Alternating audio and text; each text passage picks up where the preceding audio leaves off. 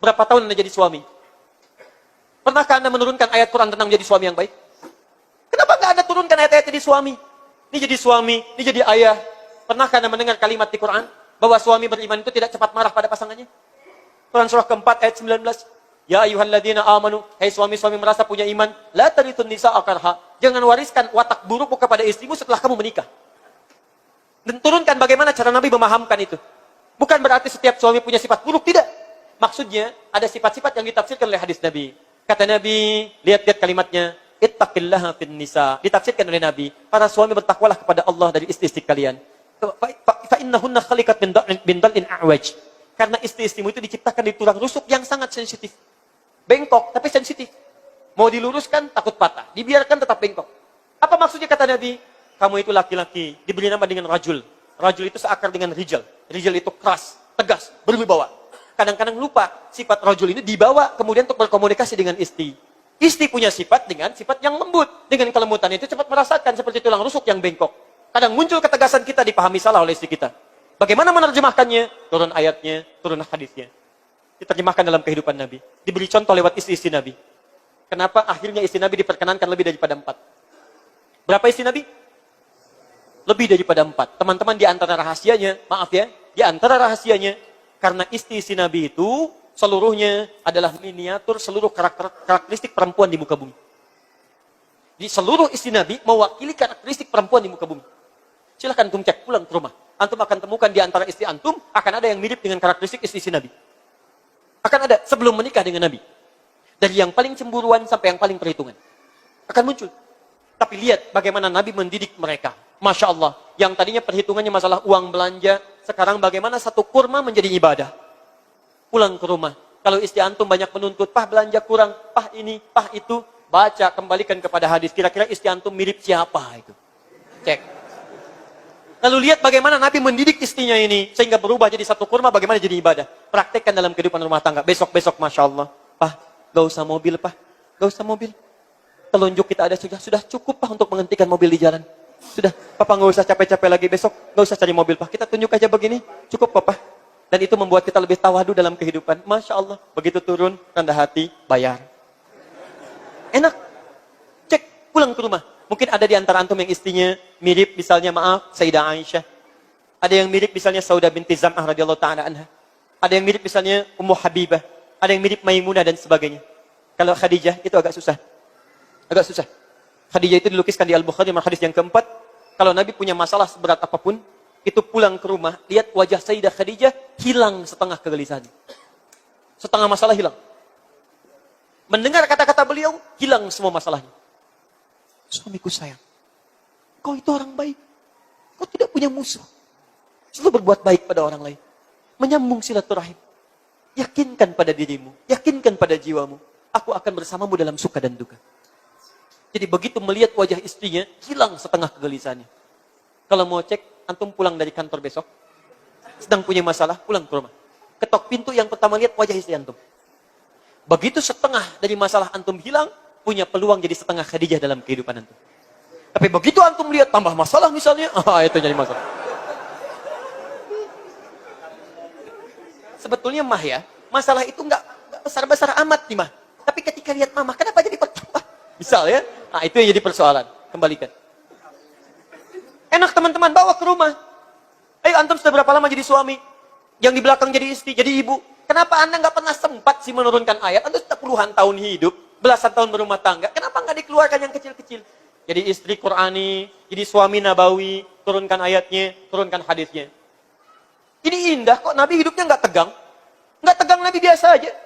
Pulang ke rumah kadang canda, lihat istrinya sedang membuat adonan dari tepung.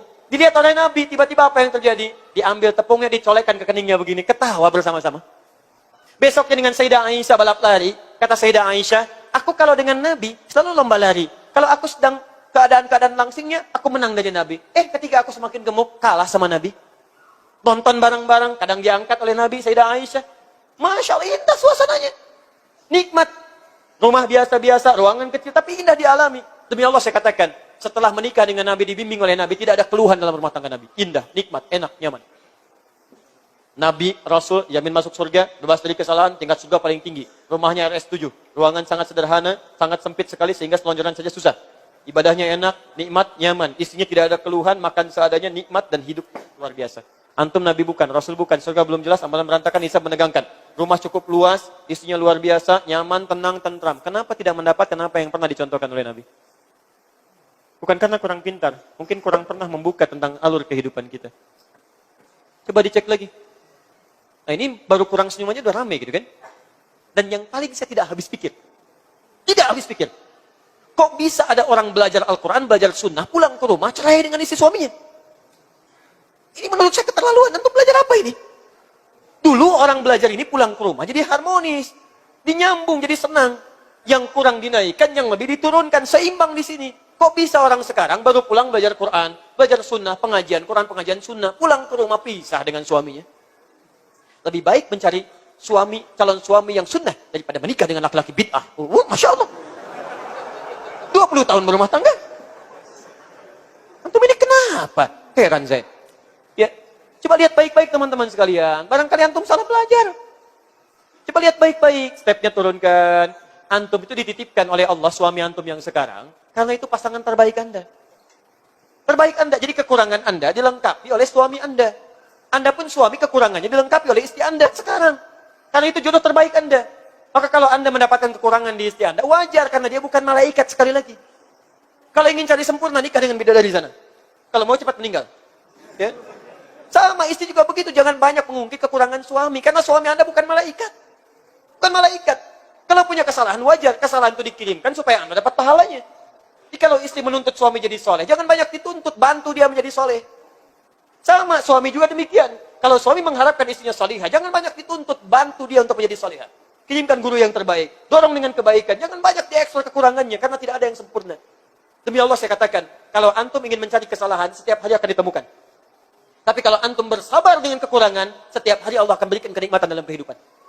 Fa'in karihtumuhunna syai'an, fa'in karihtumuhunna fa'asa an takrahu syai'an, wa yaj'alallahu fihi khairan katsiran. Kalau Anda temukan kekurangan yang membuat Anda tidak suka pada pasangan Anda, maka bersabarlah kata Al-Quran. Setelah Anda bersabar, Anda akan temukan di balik kekurangan itu ada keindahan yang telah Allah titipkan bagi Anda. Demi Allah saya katakan, bukankah saat Anda ada persoalan dengan istri dan suami, begitu selesai keadaan lebih tenang, lebih nyaman, lebih baik lagi? Allah kirimkan masalah bukan untuk rumah tangga Anda bermasalah, tapi supaya kehidupan Anda lebih baik dalam kehidupan. Nikmat teman-teman. Yuk, satu kali pulang ke rumah, duduk baik-baik. Kemudian renungkan dengan pasangan, sampai kapan kita akan seperti ini?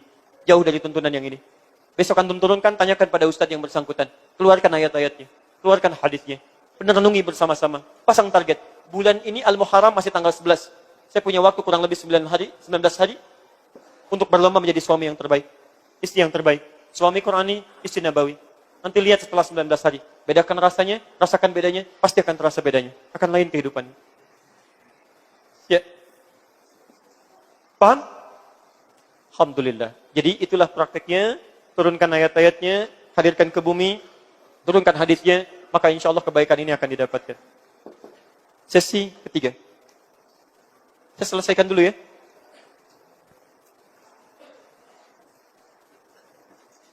Ustaz, bagaimana mengeluarkan ayat Qur'annya, sehingga ayat itu bisa saya bawa dalam kehidupan. Sedangkan saya, gak hafal ayatnya. Kan gak mungkin kemana-mana saya bawa mushaf. Masya Allah. Mau ke kantor, rapat, bawa mushaf.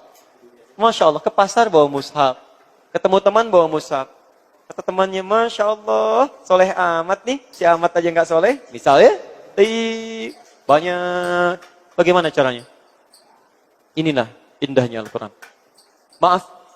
Allah tidak mungkin memberikan satu perintah dan larangan. Kecuali memberikan perangkat untuk memudahkan kita mengerjakan perintahnya dan menjauhi larangannya. Ketika Allah katakan hadirkan Quran dalam kehidupan, bawa dia. Maka Masya Allah, Allah pun turunkan manhaj untuk memudahkan Quran kita bawa dalam kehidupan.